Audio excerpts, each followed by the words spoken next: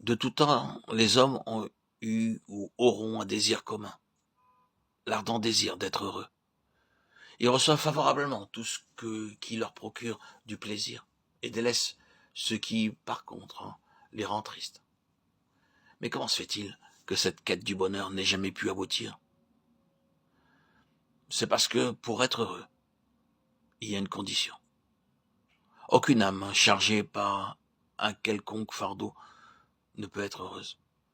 Si nous aspirons à cette réelle joie qui ne passe pas, nous devons nous défaire de nos fardeaux.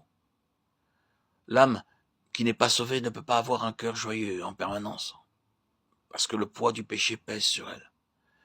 Mais celui qui est allé vers Christ et qui a reçu le pardon et la purification de ses péchés, pourquoi ne fait-il pas l'expérience constante de cette vie si heureuse à laquelle il s'attendait? Pourquoi est-il si souvent déçu?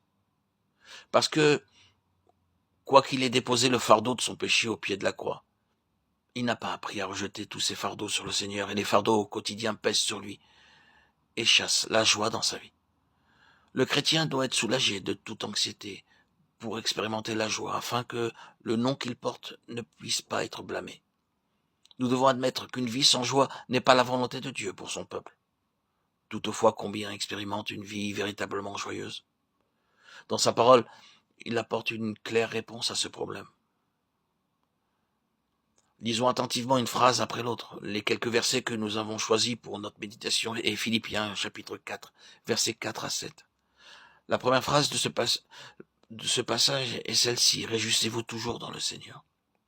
Remarquons de prime abord qu'il s'agit d'un commandement de Dieu. Dieu a-t-il jamais commandé une chose qu'il nous soit impossible d'observer? Jamais. Le seul fait d'un commandement divin prouve que l'obéissance est toujours possible. Remarquons aussi que Dieu nous demande non seulement de nous réjouir, mais aussi de le faire sans cesse. Si quelqu'un adore une idole, aussitôt nous reconnaissons qu'un commandement de Dieu a été enfreint. Mais si un de ses enfants manque de se réjouir, pourquoi donc n'avons-nous pas la même réaction? Car cela est également une enfreinte à l'un de ses commandements, puisque Dieu veut que nous soyons toujours dans la joie. Tout ce qui porte atteinte à son commandement est une désobéissance manifeste, et nous devons honnêtement le reconnaître. Nous pouvons bien sûr nous dire que la joie n'est pas une chose qui puisse se commander. Si nous sommes misérables, nous ne pouvons pas nous forcer nous-mêmes à nous réjouir. Non, nous ne pouvons pas produire la joie, mais nous pouvons cependant trouver beaucoup de raisons d'être misérables. Une mauvaise santé, des enfants réfractaires, des pressions dans le travail. Et nous pouvons protester qu'il n'est pas raisonnable de demander à quelqu'un comme nous, qui a beaucoup de difficultés, de se réjouir. Dieu sait qu'il n'est pas possible pour la nature humaine de se réjouir dans l'adversité. Mais ce qu'il attend de nous, ce n'est pas que nous puissions dans nos ressources naturelles pour nous réjouir, ni de le faire en raison des circonstances favorables, mais que le motif de notre joie soit dans le Seigneur.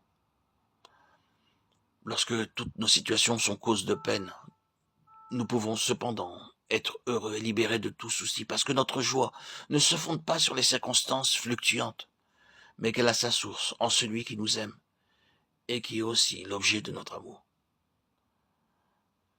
En raison de notre tempérament instable, un jour conscient de son amour et le jour d'après l'oubliant, Paul réitère à nouveau son exhortation. Je le répète, réjouissez-vous. Dieu doit avoir un peuple joyeux. C'est pourquoi il accompagne sa parole d'un commandement et qu'il insiste aussi sur une constante obéissance.